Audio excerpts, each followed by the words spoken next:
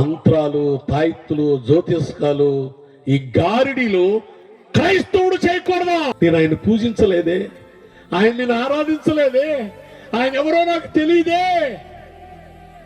అటువంటి వాడు నా దగ్గరికి వచ్చి ఈ మాట అన్నాడు.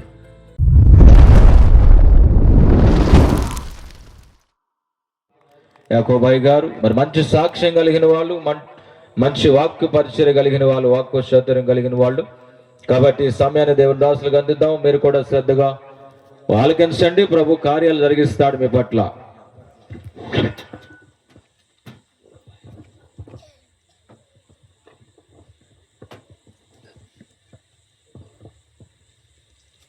దేవనామానికి మహిమ కలుగును గాక. హల్లెలూయా. మట్టి బొమ్మరా సోదరా,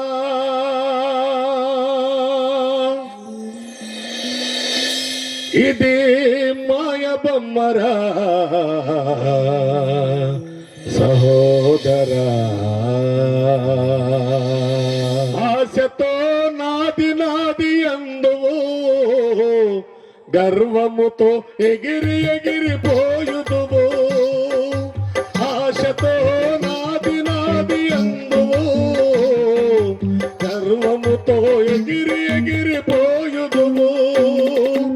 ఎగిరిపోయినా నీవు కూలిపోదువు, ఎగిరిపోయినా నీవు కూలిపోదువు. అందుకే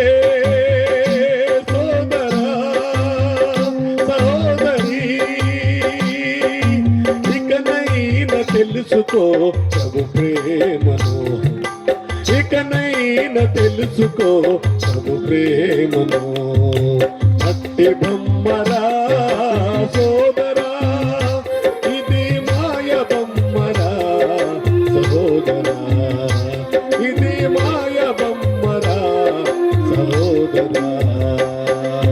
నీటి పైన బుడగలంటి నీ జీవితం తెలుసుకోని మసులుకో ఓ మానవా. అయ్యో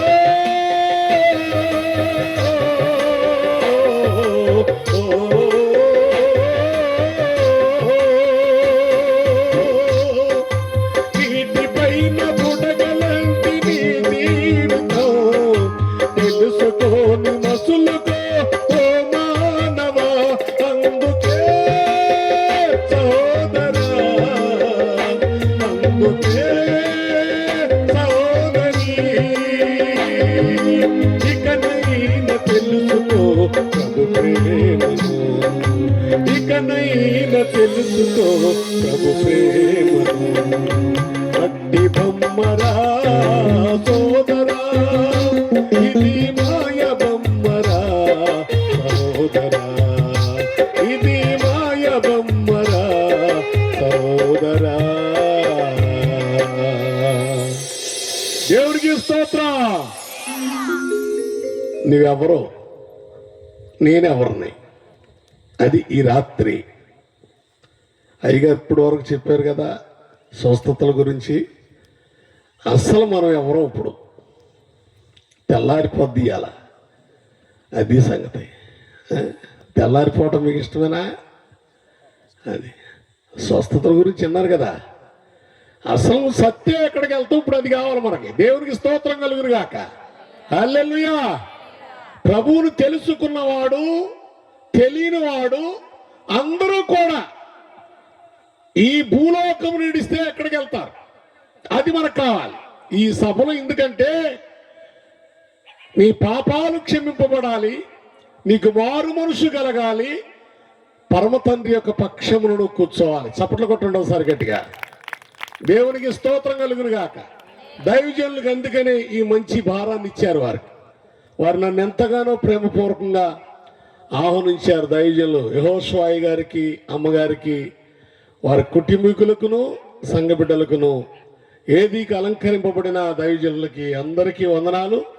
మరి శ్యాంబాబు గారు ఇప్పుడే నేను చూశాను. వారి నాన్నగారు నాకు బాగా పరిచయం, అన్నదమ్ములాగా ఉండేవాళ్ళం అన్నట్టు. సంసోన్ గారు నేను కూడా ఆయన నేను ఒక తండ్రి ఆత్మీయ బిడ్డలమే.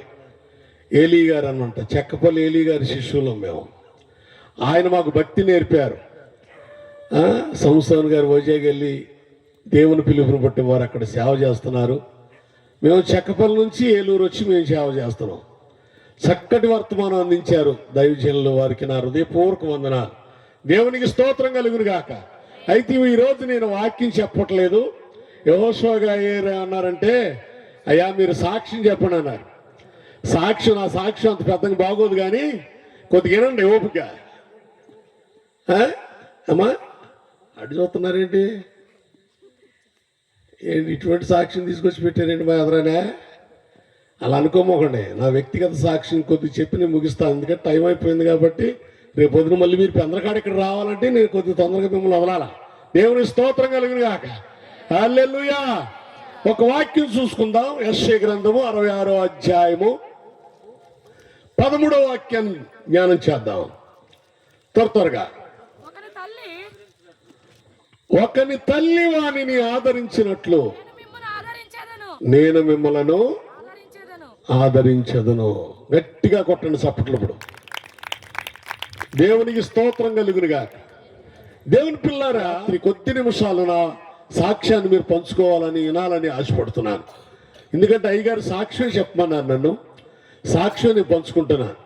దేవుని పిల్లారా, మాది చింతలపూడి ప్రాంతం పక్కన రేచర్ల అనే చిన్న గ్రామం.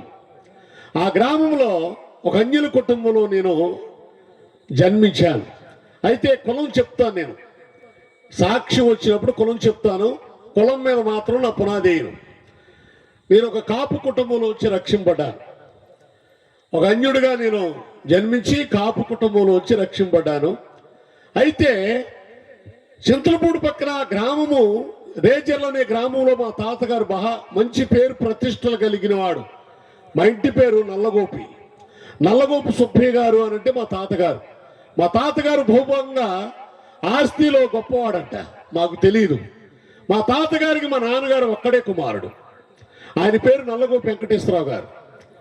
ఆ రోజుల్లోనే మా నాన్నగారు మా తాతగారు సంపాదించిన సంపాదనని 100 రూపాయల కాగితాన్ని సిగరెట్తో కాల్చేవాడంట. అంటే ఆ నుప్పు కట్టించి సిగరెట్తో 100 రూపాయలు కాల్చుకునేవాడంట. అలాగుండేవాడంట మా నాన్నగారు. అంటే మా తాతగారు సంపాదించిన ఆస్తి అంతా కూడా మా నాన్నగారు యవ్వన కాలంలో సమస్తమును కూడా ఈ రకంగా విచ్చలవిడిగా పాడు చేసేవాడంట. ఆ విషయంలో మా నాన్నగారు యవ్వన కాలంలో మా తల్లి గారిని ప్రేమించి పెళ్లి చేసుకున్నాడు. మా తల్లి గారికి ప్రేమించి పెళ్లి చేసుకున్న సమయమున మేము 3 అన్నదమ్ములు పుట్టాము. సంవత్సరానికి కానుపుగా 3 అన్నదమ్ములుగా మేము పుట్టాము. మొదటి మా అన్నగారు పుట్టాడు, రెండవదిగా నేను జన్మించాను, మూడవదిగా మా తమ్ముడు జన్మించడంతోనే మా తల్లి గారికి గర్భవాతం వచ్చి చనిపోయింది. నా తల్లి రూపు ఎలా ఉంటుందో నాకు తెలియదు. ఇప్పుడు మీరందరూ నా తల్లిలాగే ఉన్నారు. మీరందరూ నా తల్లిగా కాపాడుతున్నారు. మీరు తల్లిని కోల్పోయిన అనాది బ్రతుకు నాది. తల్లి రూపు లేని నా బ్రతుకు. ఒక్కోసారి నాకు ఆలోచన వస్తుంది, ఇలాగుంటుందేమో అని. ఒక టైంలో నా భార్యను చూసినప్పుడు నా భార్య నా కుమారుడికి అన్నం తినిపించేటప్పుడు, పాలిచ్చేటప్పుడు వారిద్దరం చూసుకొని నేను ఒక్కోసారి కళ్ళంట నీళ్లు తిరిగిన దినాలు కూడా నాకున్నాయి. ఎందుకంటే నా తల్లి నన్ను ఇలాగ పాలిచ్చిందేమో అని. ఏమండి, తల్లి రూపుల్ని తెలియని యొక్క జీవితం నాది.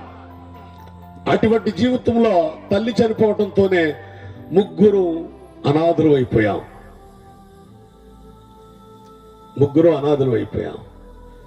పుడతంతోనే మా తండ్రి గారు అదే చింతలపూడి ప్రాంతంలో, రేజర్ల ప్రాంతంలో మధ్యమత్రిగూడ అనే గ్రామంలోకి మా తమ్ముడు గారిని పెంచుకుంటానికి ఇచ్చేశారు. తర్వాత తొలిసూరిగా పుట్టినవాడు మా అన్నను దగ్గరుంచుకున్నాడు. ఇద్దరం దగ్గరున్నాం.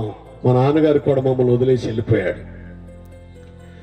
తర్వాత నా తల్లి తరపు వాళ్ళు కానీ నా తండ్రి తరపు వారు కానీ ఎవరు కూడా మమ్మల్ని పట్టించుకోలేదు. అదే రేజర్ల గ్రామంలో మేము అనాథరం అయిపోయాం. తినటానికి తిండి లేక, కట్టుకుంటానికి వస్త్రము లేక, సరైన సహాయం లేక, ఏమండి ఇంటింటికి తిరిగి అడుక్కునేవాళ్ళం అన్నయ్య నేను ఇలాగా. అదే రేజర్ల గ్రామంలో తండ్రి వదిలేశాడు, బంధువులు వదిలేశారు, అందరూ వదిలేశారు, ఎట్టుళ్ళట్టు వదిలేశారు. అన్నయ్య నేను అనాథులుగా బ్రతికాం. లెగటం ఇంటింటికి తిరిగి అడుక్కునేవాళ్ళం. మంచి తల్లులు, మంచి పేరు ఉన్న తల్లులు, ప్రేమ కలిగిన తల్లులు అయితే మమ్మల్ని ఇంట్లో చేర్చుకుని మాకు అన్నం పెట్టేవాళ్ళు. ఒక్కొక్క అమ్మ అయితే తిట్టి బయటికి పొమ్మనేది. మీరు పుట్టిన తర్వాత మీ తల్లి చనిపోయిందిరా, మీరు శాపగ్రస్తులు రా అని మమ్మల్ని బయటికి తోలేసేరు వాళ్ళు. అలా బ్రతికిన దినాలండి మాయి. ఇంటింటికి తిరిగి అడుక్కొని, తలదాచుకుంటానికి వస్త్రం లేక, ఇల్లు లేక, నివాసము లేక, తండ్రి వదిలేసి, తల్లి కానరాక ఈ లోకమును వదిలి వెళ్ళిపోయి, అన్న నేను కూడా ఇద్దరము కూడా ఏకాకులమై అనాథులమై ఆ ఊరు సమాజంలో ఎవరు కూడా మమ్మల్ని పట్టించుకొనక, ఎంత ధనం ఉంటే ఏమి లాభం చెప్పండి? మా తాతగారు ఎంత ధనం సంపాదిస్తే ఏం లాభం? ఎంత పేరు ప్రతిష్టలు ఉంటే ఏమి లాభం చెప్పండి? మంచి పేరు లేకపోతే నీకున్న ధనమంతా కూడా వ్యర్థమే కదా. మంచి పేరు లేకపోతే నువ్వు ఎంత బలవంతుడో వ్యర్థమే కదా. ఒంటరైన మా జీవితంలో ఎవరూ మమ్మల్ని పట్టించుకోలేని స్థితిలో ఉన్నప్పటికీ అటువంటి సమయంలో మా నాన్నగారు తిరిగి ఒక దినాన మా దగ్గరికి రావటం జరిగింది. అటువంటి సమయంలో మేము మంచి ప్రేమ యందు భోజనాలు జరిగినప్పుడు తినటానికి ఆహారం లేని స్థితిలో పొట్ట మార్చుకొని భయంకరమైన స్థితిలో ఉన్న మా బ్రతుకులో పెళ్లి భోజనాలు జరుగుతున్నప్పుడు ఆ ఇస్తరాకును పేడకుప్ప మీద అలా ఇసిరేస్తే అన్నయ్య నేను వెళ్ళి ఆ ఇస్తరాకులో అన్నం తిన్న దినాల్లో అండి మాతో పాటు కుక్కలు కూడా తింటుండే. అలా తిన్నామండి మేము. వచ్చి నడి రోడ్డు మేము పడుకునేవాళ్ళం. అలా పడుకున్న సమయం కొన్ని సమయాలు గడిచిన తర్వాత మా నాన్నగారు త్వరగా ముగిస్తా, ఎందుకంటే నాకు సాక్షిమే గంటన్నర ఉంటుంది. కానీ అయ్యగారు కొంచెం నాకు వెనకాల అయ్యగారు చెప్పారు, తర్వాత మిమ్మల్ని నేను ఇబ్బంది పెట్టకూడదు, షార్ట్ కట్లో చెప్పి నేను ముగిస్తాను. ప్రభుని ఎలా తెలుసుకున్నాను, ప్రభు నాకు ఎలా ప్రత్యక్షమయ్యాడు, మాట్లాడాడు, అవన్నీ కూడా చెప్పి నేను ముగిస్తాను, మిమ్మల్ని ఇబ్బంది పెట్టను. కొద్ది శ్రద్ధగా ఈ మాటేనండి. నాన్నగారు కొన్ని దినాలు అయిన తర్వాత ఇంకొక ఆవిడని తీసుకొని వచ్చాడు మా దగ్గరికి వివాహం చేసుకొని. ఆవిడికి మొదటి పెళ్ళి అయింది, ఆవిడకి ఒక కుమార్తె ఉంది. ఆవిడని తీసుకొని వచ్చాడు మా నాన్నగారు. రావటంతోనే నాకు ఆనందం కలిగింది. నాన్నొచ్చాడు కదా అని గంతులేశాను, సంతోషపడ్డాను, ఎంతో ఆనందపడ్డాను. కానీ నాన్నొచ్చిన తర్వాత ఇంకా బహు కష్టాలు మాకు ఎదురయ్యాయి. ఎందుకంటే ఆ వచ్చిన అమ్మాయి తన కూతురును చూస్తుంది కానీ మమ్మల్ని చూడట్లేదు. తన కూతురును ప్రేమిస్తుంది, మమ్మల్ని ప్రేమించట్లేదు. మమ్మల్ని చాలా ఇబ్బంది పెట్టింది. ఎప్పుడు కొందండి రేజర్ల గ్రామంలో ఆవిడ. మీరు ఎప్పుడన్నా రేజర్ల అటు వెళ్తే అడగొచ్చు. ఆవిడ పేరు అన్నపూర్ణ. ఆవిడ నల్లగోపి వెంకటేశ్వరరావు గారి భార్య అంటే చెప్తారు రేజర్లో. ఆవిడ పేరు ఈ అన్నపూర్ణ అనమాట. ఇప్పటికీ ఉంది ఆవిడ. అంత ఇబ్బందులు పెడుతుంటే మా నాన్నగారు చూసి ఏం చేశాడంటే, నా పిల్లల్ని ఎలా ఉన్నా ఇబ్బంది పెడుతుందని వెంటనే నేను చెక్కపల్లి గ్రామం, మా నాన్నగారి పేరు గరిగింటి అంజీ గారు, మా అమ్మగారి పేరు గరిగింటి వెంకమ్మ గారు, వీరు అంజులండి. కాపులు ఇల్లు, అక్కడ 600 గడప కాపు గడప ఉంటుంది. ఆ గడపలో వారు వృద్ధాపాయంలోనే వారికి పిల్లలు లేరు. ఆ సమయంలో మా నాన్నగారికి ఇటు పెంచుకునే వారికి బంధుస్తూ ఉంది కనుక పిల్లోళ్ళు ఎవరన్నా, తల్లిదండ్రులు లేని పిల్లలు ఎవరైనా ఉంటే పెంచుకోవాలని వీళ్ళు ఎదురు చూస్తున్న సమయంలో గరిగంటి అంజీ గారికి నన్ను చింతలపూడి గ్రామంలో తీసుకొచ్చాడండి. చింతలపూడి గ్రామంలో తీసుకొచ్చి, చిన్నపిల్లలు ఉన్నప్పుడు నాకు అంత పెద్ద ఒక తెలీదు, ఒక 6 సంవత్సరాలు 5 సంవత్సరాలు ఉంటుంది, తెలిసి తెలియని వహ. చింతలపూడి చివరికి తీసుకొచ్చి మా నాన్నగారు వీరికి ఇచ్చేసాడు. గరిగంటి అంజీ గారికి ఇచ్చేసి ఆయన వెళ్ళిపోతూ మాట ఏమన్నాడంటే, బాబు నేను ఇప్పుడే వస్తాను, నీకు చాక్లెట్లు తీసుకొస్తాను, మళ్ళీ వస్తానని వెళ్ళిపోయాడండి. వీళ్ళకి అప్పచెప్పాడు. వీళ్ళు నన్ను తీసుకొచ్చుకున్నారు చెక్కపల్లి. ఆనాటి వెళ్ళిపోయాడు. కన్న తండ్రి రూపు కూడా కోల్పోయాను, తల్లి రూపు కోల్పోయాను, తర్వాత కన్న తండ్రి రూపు కూడా కోల్పోయాను. కొత్త రూపాలు నాకు కనిపిస్తున్నాయి చెక్కపల్లిలో. గరిగింటి అంజీ గారు, గరిగింటి అంకమ్మ గారు, వీరు నన్ను చాలా గార్భంగా పెంచుకున్నారు. ఆహారం లేని నా బ్రతుకులో, వస్త్రాలు లేని నా జీవితంలో చక్కటి వస్త్రాలు తొడిగించి చక్కని అన్నము నాకు పెట్టి చక్కగా గార్భంగా పెంచుకున్నారు. చప్పట్లు కొట్టండి ఒకసారి గట్టిగా. తల్లిదండ్రులను కోల్పోయిన నా జీవితంలో మంచి తల్లిదండ్రులు ఇచ్చాడు. ఈ తల్లిదండ్రులు చేసే పని ఏంటంటే, మా నాన్నగారు బావుజాతలు చేస్తాడు. ఏ నాన్నగారు? పెంచుకున్నానుగా, ఓ బాగా చెప్పేస్తుందమ్మా. పెంచుకున్న నాన్నగారు బావుజాతలు చేసేవాడు, అంతరాలు కట్టేవాడు, తాయిత్తులు కట్టేవాడు, జ్యోతిష్కాలు కూడా చెప్పేవాడు అనమాట. మా ఇంటికి శుక్రవారం, బుధవారం, ఆదివారం ఈ 3 దినాలు కూడా మా ఇంటికాడ ఖాళీ ఉండేది కాదు. చెక్కపల్లి గ్రామం, దివానం ఊరు, అంకుశ్రావు తిరుపతిరావు గారి ఊరు, నూజివేడు మండలం, ముసునూరు తాలూకా, చెక్కపల్లి అంకుశ్రావు తిరుపతిరావు గారి ఊరు అనమాట మా ఊరు. ఇప్పటికి వెళ్ళినా అక్కడ అలాగే ఉంటాం. ఊరి ఇటు వెళ్దాం.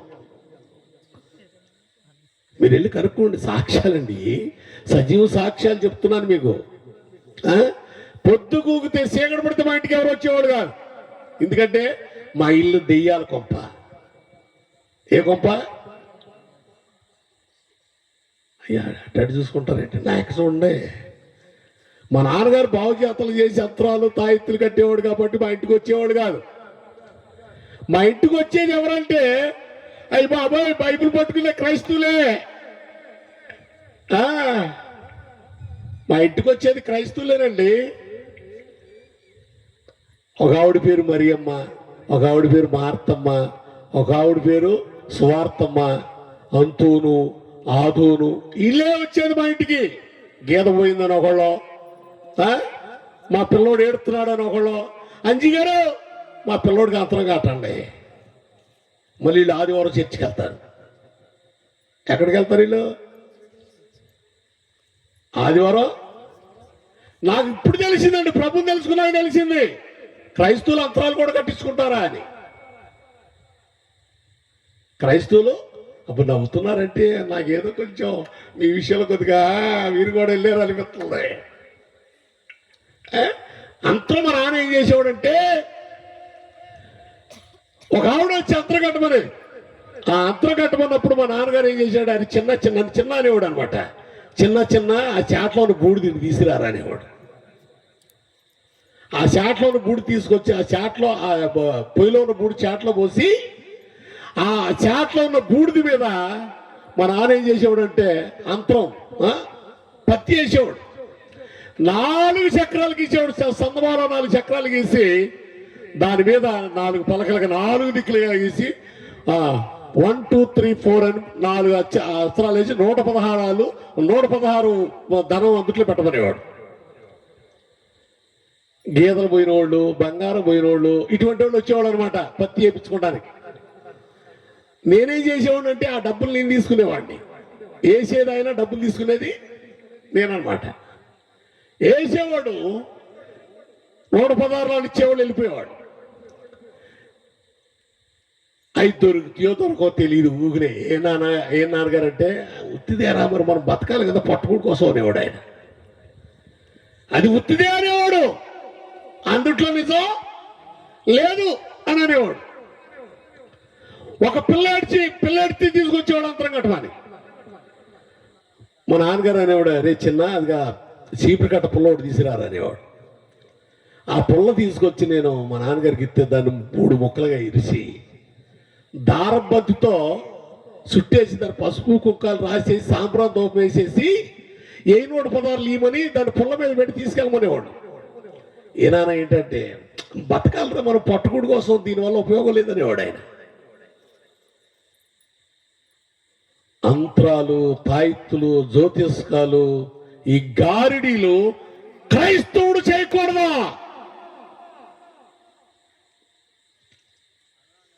దేవునికి స్తోత్రం కలుగురుగాక. ఘనంగా చెప్పట్లేదండి, హల్లెలూయా. దేవుని పిల్లారా, బావుజాతలు అని అంటే, ఇది స్టోరీ అంతా చాలా పెద్ద చరిత్ర. దెయ్యాలకి ఇష్టమైంది ఏంటంటే, చెప్పండి, దెయ్యాలకి ఇష్టమైంది ఏంటి? దెయ్యాలకున్న మారు మనసు ఈ రోజు మనిషికి లేదండి. దెయ్యాలు కూడా మారు మనసు పొందాయి, ఈ మనిషికి మారు మనసు లేదు ఇవాళ. చూద్దాం మాట లూకా సువార్త 8వ అధ్యాయము 30వ వచనం. త్వరగా నేను ముగిస్తా. లూకా సువార్త 8వ అధ్యాయం 30వ వచనం. యేసు నీ పేరేమని అని అడగగా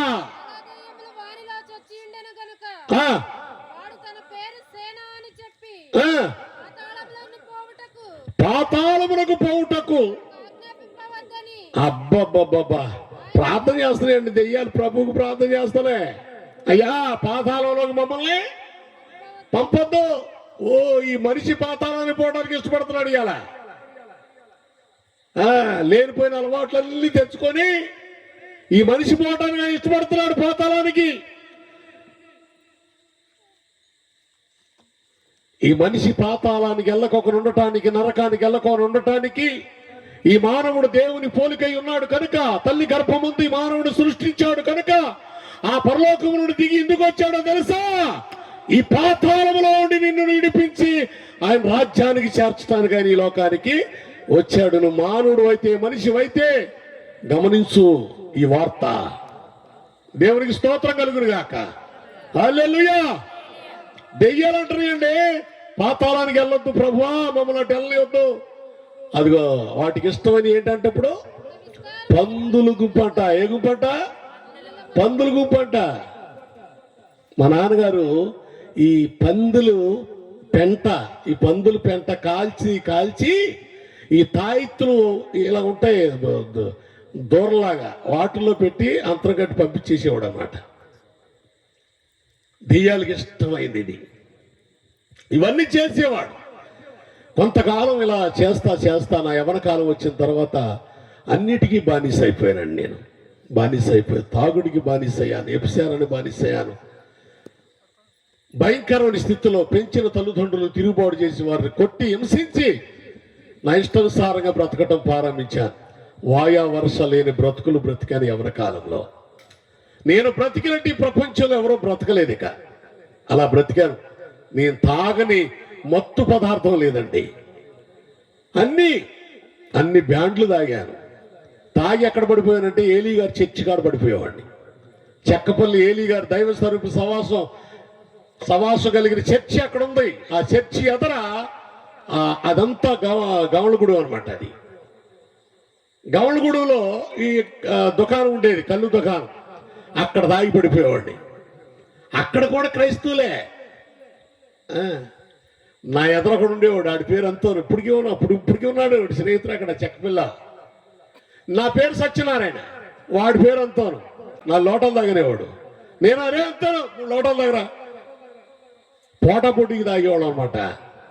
నాకు తెలియదండి వాళ్ళు క్రైస్తవులు అన్నప్పుడు. అంతోను ఆదాము వీళ్ళంటే నాకు తెలియదండి. అప్పుడు పేర్లు తెలియదు, ఇప్పుడు తెలిసింది నాకు. అందుకని ఇప్పుడు బాధపడుతున్నాను నేను. పేర్లు పెట్టుకుంటాం కాదు, బ్రతుకు మారాలి. దేవునికి స్తోత్రం కలుగును గాక. ఘనంగా చెప్పాలి హల్లెలూయా. తాగి అక్కడ పడిపోతే మా అమ్మ మా నాన్నగారు చెక్కపల్లి తీసుకొచ్చి ఇంటికి తీసుకొచ్చుకునేవాళ్ళు నన్ను. అలా తాగిన ఇష్టానుసారంగా బ్రతుకుతూ మళ్ళీ భక్తి చేసేవాడు. మాకు ఒక భక్తి ఉండేది. ఈ క్రైస్తత్వంలో యేసు ప్రభువు భక్తి ఎటువంటిదో మాకు కూడా ఒక భక్తి ఉండేది.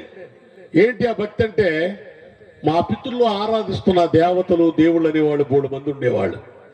అందుట్లో నేను పోతురాజుగా నా సార్ని.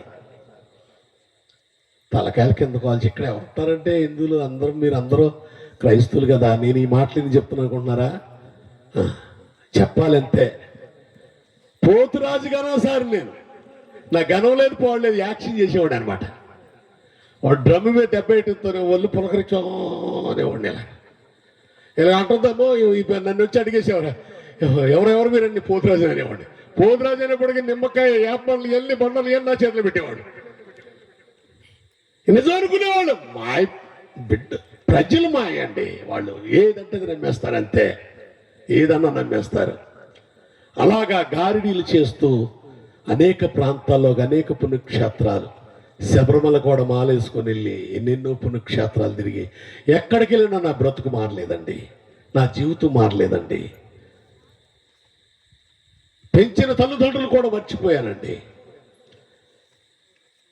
అనాథిగా ఉన్న నా జీవితాన్ని కూడా మర్చిపోయానండి. నా యవ్వన కాలంలో నా ఇష్టానుసారంగా బ్రతకడం నేర్చాను, నా ఇష్టానుసారంగా నడిచాను.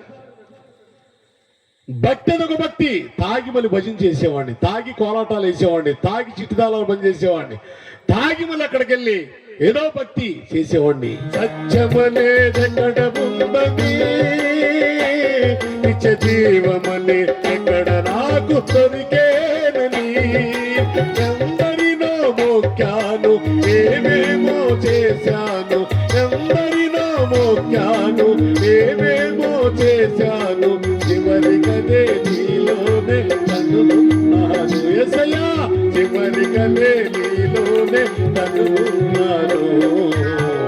ఎంత మంచి దేవుడవయ్యా యేసయ్యా, నా చింతలన్నీ తీరేనయ్యా నిన్ను చేరినానా, చింతలన్నీ తీరేనయ్యా నిన్ను చేరినా.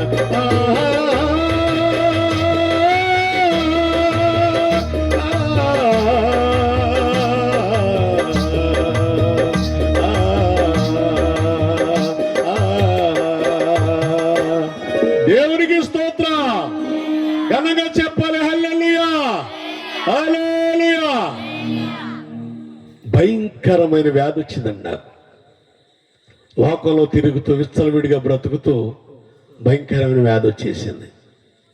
ఈ వ్యాధి వచ్చే ముందు చెక్కపల్లి దైవ స్వరూపి సవాసం తగరం ఏలి గారని నున్న గ్రామం నుంచి దేవుడు పిలిస్తే ఆయన చెక్కపల్లి వచ్చాడండి. సేవ చేయడానికి వచ్చారు ఆయన. మాకు ఆయన చెప్పాడు దర్శనం. ఏం చెప్పాడు అంటే, నున్న గ్రామంలో సంఘం చర్చి అక్కడ వదిలేసి అక్కడ నుంచి చెక్కపల్లి వచ్చాడు సేవకి. చెక్కపల్లి వెళ్ళమన్నాడు దేవుడు సేవకి. ఈ ఏలి గారి యొక్క సేవా జీవితంలోకి వచ్చినప్పుడు నేను ట్రాక్టర్ తోలేవాడిని. అక్కడ ట్రాక్టర్ తోలుతా ఆయన చర్చి కడుతున్నాడు, ఆయన చర్చికి మట్టి తోలటానికి వచ్చాను నేను. దైవజనులు నన్ను ఎంతగానో ప్రేమించారు ఏలి గారు. ఎవరేవాడంటే, ఆ ముందు మా అక్కగారు అక్కడికి వెళ్తుంది చెక్కపల్లికి. ఈ గమలగూడానికి 3 కిలోమీటర్లు 4 కిలోమీటర్లు ఉంటుంది దూరం. మా గ్రామం వేరుగా ఉంటుంది, ఈ గ్రామం వేరుగా ఉంటుంది. ఇక్కడ ఉన్నారు దైవజనులు. అక్కడ నుంచి మా అక్కగారు ఇక్కడికి వస్తుంది. ఆవిడ దేవుడు కార్యం చేస్తే ఇక్కడికి వస్తుంది. నేను మట్టి తోలటానికి వచ్చాను. ఏలి గారు నాకు అన్నాడు ఒక మాట. ఏమన్నాడంటే, ఈ ట్రక్ అర్లోడ్ చేసే సమయంలో నాకు సువార్త చేస్తున్నారు ఆయన. ఏమని సువార్త చేస్తున్నారంటే, అయ్యా మీ పేరు సత్యనారాయణ కదా? అవునయ్యా. అయితే మీరు యేసుప్రభువుని నమ్మండి అన్నాడు. నాకు అరికాల్లో నన్ను నెత్తుకొచ్చింది కోపం. యేసుప్రభువుని ఎందుకు నమ్మాలి? మాకేంటి అవసరం? మా దేవతలు, మా పితృలు దేవుళ్ళు దేవతలు అనబడిన వాళ్ళు బోళ్ళు మంది ఉన్నారు. యేసుప్రభువుని ఎందుకు నమ్మాలి? మమ్మల్ని మత మార్పిడి చేయాలనుకుంటున్నావా, మీ మతంలోకి దించేయాలనుకుంటున్నావా అని వయసు పెద్దదండి అయింది. అయినప్పటికీ యవ్వన కాలంలో ఉన్న నేను చాలా దురుసుగా మాట్లాడాను. ఆ మాట్లాడిన తర్వాత ఆయనకి నేను అవకాశం లేదు, వెళ్ళిపోయాను. నాకు భయంకరమైన వ్యాధి వచ్చేసింది. ఏంటి ఆ వ్యాధి అంటే, మా నాన్న చేస్తున్న ఈ శుద్రశక్తుల ప్రభావాలు కొన్ని ఉన్నాయి. అవన్నీ కూడా ఆ శాపాలు, ఆ దోషాలన్నీ వచ్చి నన్ను, అపవిత్రాత్మలు నన్ను పట్టేశాయి. ఇంతకాలం ఇంత చేయి అయిపోయిందండి. నా యవన కాలము ముసల రూపంగా వచ్చేసింది. నా యవన బలం తరిగిపోయింది. నీ చేసిన భయంకరమైన ఈ లోక సంబంధమైన వ్యసనాలన్నీ కూడా, అవన్నీ కూడా ఇంతకాలం ఇంత చేయి అయిపోయిందండి. నులక మంచంలో పడేశారు. యవన కాలంలోనే 18 సంవత్సరాల వయసులోనే నులక మంచంలో పడేశారు. ఇక చెక్కపల్లి మా ప్రజలందరూ కూడా నన్ను చూడటానికి వస్తున్నారు. ఇక నేను మరణంచులోకి వెళ్ళిపోయాను. మా తండ్రి గారు నన్ను ఆయన చేసేవన్నీ కూడా నా మీద ప్రయోగిస్తున్నాడు. 2 కాళ్ళకు 2 అంతరాలు కట్టేస్తున్నాడు, చేతులకు అంతరాలు కట్టి మెళ్ళలో కట్టేస్తున్నాడు. ఇక ఆయన ఇష్టం వచ్చినట్టుగా చేసేస్తున్నాడు నన్ను. అయినప్పటికీ కూడా నాలో స్వస్థత కొంచెమైనను లేదు, నాలో జీవం లేదు. మరణంచులోకి వెళ్ళిపోయాను.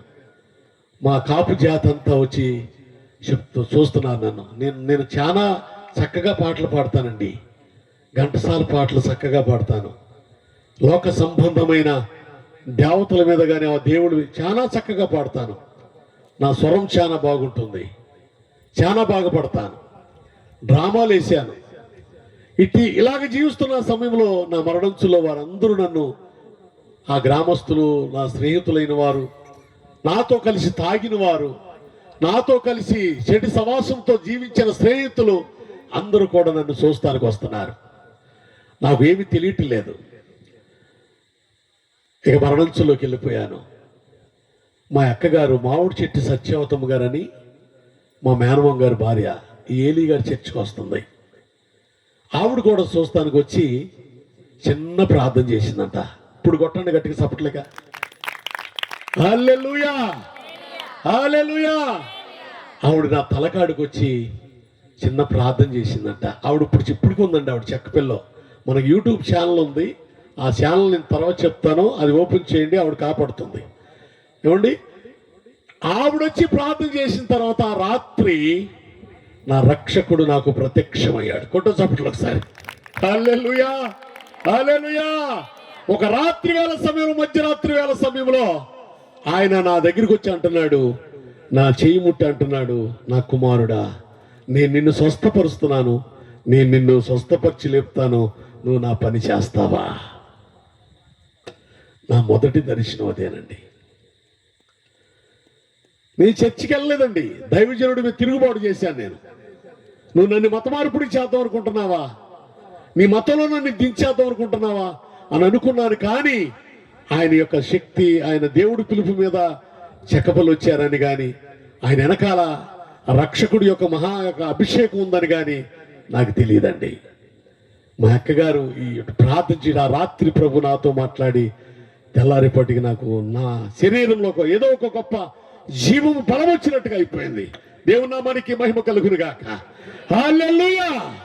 ఎప్పుడు ఎంతనే నేను ఉదయకాలం లేచి మా తల్లితో అంటున్నాను, అమ్మా నాకు అన్నం తినాలనిపిస్తుంది అమ్మా అంటుంటే మా అప్పగారు నన్ను వాటేసుకొని ఆడటం మొదలెట్టిందండి. నన్ను పెంచిన తల్లి వాటేసుకొని ఏడ్చింది. నా కుమారుని ఎవరు బలపరిచారు? నా కుమారుని ఎవరు స్వస్థపరిచారు? నా కుమారుడు నోట మాట లేదే, నా కుమారుడు చూపు లేదే, ఇప్పుడు ఎన్నో నెలల పట్టి మంచం మీద పడిపోయి ఉన్నాడే, ఇంతకాలం ఇంత చెయ్యి అయిపోయింది, శవములాగా తయారైన నా కుమారుడు ఎవరు ఈ జీవం ఇచ్చారు అని నా తల్లి నన్ను ఎంతగానో ముద్దురాటం ప్రారంభించిందండి. ఇక్కడే ఉన్నారంటే నిలిపోయారా? ఇక్కడే ఉన్నారా? ఉన్న వాళ్ళు చేతులు ఎత్తండి. ఇప్పుడు దేవునికి స్తోత్ర. హల్లెలూయా. వెంటనే తల్లి ప్రేమదండి. ఏ ప్రేమ? తల్లి ప్రేమ. కన్న ప్రేమ కన్నా పెంచిన ప్రేమ గొప్పదంట. కన్న ప్రేమ కన్నా పెంచిన ప్రేమ గొప్పది. వెంటనే నీళ్ళ చారుతో అన్నం కలిపి నాకు తాగిచ్చింది అమ్మ. అప్పుడు మా అమ్మ, మా నాన్నగారు వచ్చేసారు. మా నాన్నగారు ఏమంటున్నారంటే, అరిచిన నేను కట్టిన అంతరాలు పనిచేసాయిరా అన్నాడు ఆయన. నేను కట్టిన అంతరాలు 2 కాళ్ళకి 2, 2 చేతులకు 2 కట్టేసాడు కదా. ఇంకో విషయం ఏంటంటే, ఆయన ముగ్గేసి ముగ్గులో కూర్చోబెట్టాడు. నేను ముగ్గేసి ముగ్గులెత్తి ఎవరు వస్తారంట? ఏమండే, ముగ్గులెత్తి ఎవరు వస్తారా? మాట్లాడరేంటండి? మా నాన్నగారు ముగ్గేసి ముగ్గులో కూర్చోబెట్టాడు నన్ను. ఇప్పుడు ముగ్గు ఎత్తే ఎవరు వస్తారు చెప్పాలి మీరు. క్రైస్తవులు ముగ్గులు ఏమోకండి, 2 చేతులు జోడించి దండం పెడుతున్నాను మీరు. ఇక వాళ్ళ సంగతి వదిలేయండి. మీ క్రైస్తవులు అనేవాళ్ళు ముగ్గులు వేయొద్దు. రోషంగా చెప్తున్నా ఈ మాట. కొట్టో చప్పట్లు గట్టిగా. దేవునికి స్తోత్రం కలుగును గాక. హల్లెలూయా. దేవుని పిల్లారా, నీ చర్చికి వెళ్ళలేదండి. దైవజనుడి మీద తిరుగుబాటు చేశాను నేను. నువ్వు నన్ను మత మార్పిడి చేద్దాం అనుకుంటున్నావా? నీ మతంలో నన్ను దించేద్దాం అనుకుంటున్నావా అని అనుకున్నాను. కానీ ఆయన యొక్క శక్తి, ఆయన దేవుడి పిలుపు మీద చెక్కపల్లి వచ్చారని కానీ, ఆయన వెనకాల ఆ రక్షకుడి యొక్క యొక్క అభిషేకం ఉందని కానీ నాకు తెలియదండి. మా అక్కగారు ఈ ప్రార్థించి ఆ రాత్రి ప్రభు నాతో మాట్లాడి తెల్లారేపటికి నాకు నా శరీరంలో ఏదో ఒక గొప్ప జీవము బలం వచ్చినట్టుగా అయిపోయింది. దేవుని నామానికి మహిమ కలుగునుగాక. హల్లెలూయా. ఎప్పుడు ఎంతనే నేను ఉదయకాలం లేచి మా తల్లితో అంటున్నాను, అమ్మా నాకు అన్నం తినాలనిపిస్తుందమ్మా అంటుంటే మా అప్పగారు నన్ను వాటేసుకొని ఆడటం మొదలెట్టిందండి. నన్ను పెంచిన తల్లి వాటేసుకొని ఏడ్చింది. నా కుమారుని ఎవరు బలపరిచారు? నా కుమారుని ఎవరు స్వస్థపరిచారు? నా కుమారుడు నోట మాట లేదే, నా కుమారుడు చూపు లేదే, ఇప్పుడు ఎన్నో నెలల పట్టి మంచం మీద పడిపోయి ఉన్నాడే, ఇంతకాలం ఇంత చెయ్యి అయిపోయింది, శవములాగా తయారైన నా కుమారుడు ఎవరు ఈ జీవం ఇచ్చారు అని నా తల్లి నన్ను ఎంతగానో ముద్దురాటం ప్రారంభించిందండి. ఇక్కడే ఉన్నారంటే నిలిపోయారా? ఇక్కడే ఉన్నారా? ఉన్న వాళ్ళు చేతులు ఎత్తండి. ఇప్పుడు దేవునికి స్తోత్ర. హల్లెలూయా. వెంటనే తల్లి ప్రేమదండి. ఏ ప్రేమ? తల్లి ప్రేమ. కన్న ప్రేమ కన్నా పెంచిన ప్రేమ గొప్పదంట. కన్న ప్రేమ కన్నా పెంచిన ప్రేమ గొప్పది. వెంటనే నీళ్ళ చారుతో అన్నం కలిపి నాకు తాగిచ్చింది అమ్మ. అప్పుడు మా అమ్మ మా నాన్నగారు వచ్చేసారు. మా నాన్నగారు ఏమంటున్నారంటే, అరిచిన నేను కట్టిన అంతరాలు పనిచేసాయిరా అన్నాడు ఆయన. నేను కట్టిన అంతరాలు 2 కాళ్ళకి 2, 2 చేతులకు 2 కట్టేసాడు కదా. ఇంకో విషయం ఏంటంటే ఆయన ముగ్గేసి ముగ్గులో కూర్చోబెట్టాడు. నేను ముగ్గేసి ముగ్గులెత్తి ఎవరు వస్తారంట? ఏమండే ముగ్గులెత్తి ఎవరు వస్తారా? మాట్లాడరేంటండి? మా నాన్నగారు ముగ్గేసి ముగ్గులో కూర్చోబెట్టాడు నన్ను. ఇప్పుడు ముగ్గు ఎత్తే ఎవరు వస్తారు చెప్పాలి మీరు. క్రైస్తవులు ముగ్గులు వేయమోకండి. 2 చేతులు జోడించి దండం పెడుతున్నాను మీరు. ఇక వాళ్ళ సంగతి వదిలేయండి. మీ క్రైస్తవులు అనేవాళ్ళు ముగ్గులు వేయొద్దు. రోషంగా చెప్తున్నా ఈ మాట. కొట్టో చప్పట్లు గట్టిగా. దేవునికి స్తోత్రం కలుగునుగాక. హల్లెలూయా. దేవుని పిల్లరా, ఎప్పుడైతే నాలో జీవం వచ్చిందో వెంటనే మా నాన్నగారు ఇలా అంటున్నాడు, నా అంతరాలు పనిచేసి అంటున్నాడు ఆయన. నా దగ్గరికి వచ్చి మా అమ్మమ్మ నాన్న కూర్చొని అడుగుతున్నారు, నాన్న ఏం జరిగింది, ఏంటి ఉదయకాలం ఇలా లేచావనంటే, అప్పుడు నేను చెప్తున్నాను వారితో, ఎవరో ఒక ఆయన తెల్ల వస్త్రాలు ధరించుకున్నాడు, ఆయన ఇంటికలన్నీ తెల్లగా ఉన్నాయి, నా దగ్గరికి వచ్చి కూర్చున్నాడు నాన్నగారు, నా చేయి పట్టుకున్నాడు, నా చేయి పట్టుకొని నాతో ఇలా మాట్లాడాడు, నేను నిన్ను స్వస్థపరుస్తాను, నిన్ను బలపరుస్తాను, నువ్వు నా పని చేస్తావని ఈ 2 మాటలు అన్నాడు. వెళ్ళిపోయాడు. అంటే అప్పుడు మా నాన్నగారు అంటాడు, అరే నువ్వు మాలేసుకున్నావు కదా, అయ్యప్ప వచ్చాడే ఉంటున్నాడే, నువ్వు మాలేసుకున్నావు కదా, అయ్యప్ప నీ దగ్గరికి వచ్చాడే ఉన్నాడు. నాన్న అయ్యప్ప నల్లగుంటాడు నాన్న, ఈ తెల్లగున్నాడు, ఆయన నల్లగుంటాడు, ఈ తెల్లగా ఉన్నాడు. అయ్యప్ప కాదు నాన్న, ఈ తెల్లగున్నాడు అని అంటే, అయితే అప్పుడు ఆయన ఏమన్నాడంటే, అక్కొచ్చి ప్రార్థన చేసిందిరా, ఆ యేసు వచ్చాడేమో కొట్టా చెప్పట్లా.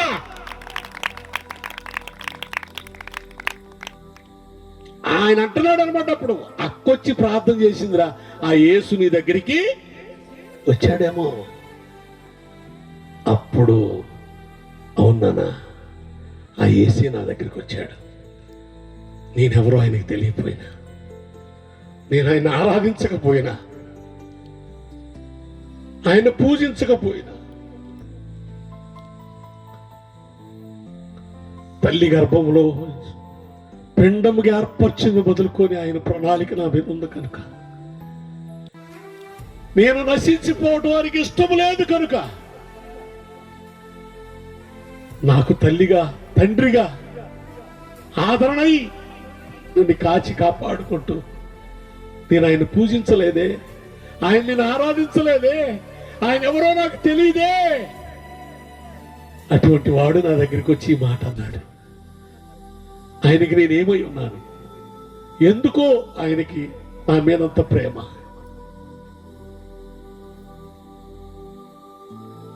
నా మీద ఎందుకు ఆయన ప్రేమ, నా తల్లి మర్చిపోయింది, నా తండ్రి వదిలేసి నిన్ను ఆదరిస్తా అన్నాడు కదా, నిన్ను ఆదరిస్తా అన్నాడు కదా. ఈ లోక సంబంధమైన తల్లిదండ్రులు నిన్ను మర్చిపోయినా, తల్లి గర్భమందు నిన్ను సృష్టించిన ఆ తండ్రి నిన్ను మర్చిపోడు. నీకు తోడుగా ఉంటాడు ఆయన. నా అనాది జీవితంలో నా ప్రభు నాకు తోడుగా ఉన్నాడు. ఈ రోజున మీ మధ్య నేను నిలబడ్డానంటే దానికి కారణం నా పరమ తండ్రి. నేను ఆరాధించిన దేవుళ్ళు దేవతలు అనబడిన వారు ఎవరు కూడా నా యొద్దకు రాలేదు. ఆరాధించని వాడు, నేను పూజించని వాడు, ఎవరో కంటరాని కులాని దేవుడు అనుకున్న నేను, ఆ దేవుడే నా దగ్గరికి వచ్చి నన్ను ముట్టి నేను ఉన్నాను కదా అన్నాడు అంటే ఆయన నువ్వు ఎలా మర్చిపోతున్నావు బిడ్డ?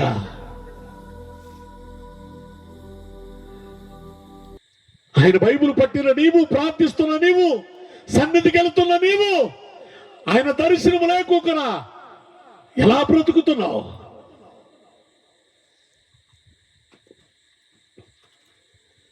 వెంటనే మా అక్కగారు నన్ను దైవ స్వరూపి సవాసు చర్చిలోకి తీసుకొచ్చింది. ఇప్పుడు కొట్టండి చప్పట్లు గట్టిగా.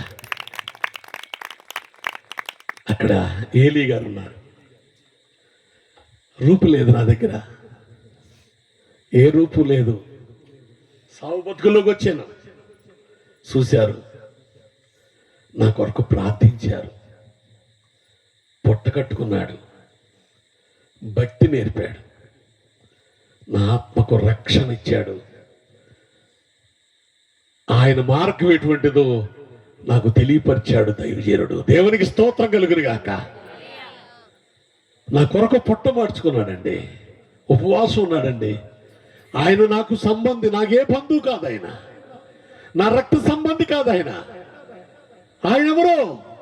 ఆయన ఒకప్పుడు తిరుగుబాటు చేశాను, పెద్దవాడైనా లెక్కలేకోకుండా మాట్లాడాను, దైవజనుడని కూడా లెక్కలేకుండా మాట్లాడాను. అటువంటి వాడు నా కొరకు పొట్ట మార్చుకొని ఉపవాసం ఉండి, అయ్యా ఈ బిడ్డను కాపాడావు, ఈ బిడ్డకు జీవాన్ని ఇచ్చావు, ఈ బిడ్డతో నువ్వు మాట్లాడని నా కొరకు కన్నీళ్లు విడిచిన వాడు తగరం ఏలీ గారు. కొట్టు చప్పుడు ఒకసారి గట్టిగా. దేవునికి స్తోత్రం కలుగును గాక. అక్కడ నుంచి నా ప్రభు నాతో మాట్లాడటం ఇష్టపడ్డాడు. అక్కడ నుంచి దేవుని సాక్షిగా బ్రతకటానికి ఇష్టపడ్డాను నేను. నా జీవితం మారిపోయింది. నాదు జీవితం మారిపోయేనే నిన్నాశ్రయించిన వేళ, నన్నాదుకుంటివి ప్రభువా. నాదు జీవితము మారిపోయేనే నిన్నాశ్రయించిన వేళ, నన్నాదుకుంటివి ప్రభువా.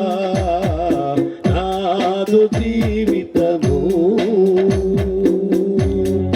చాలునయ్యా దేవా, ఈ జన్మధన్యమే ప్రభువా.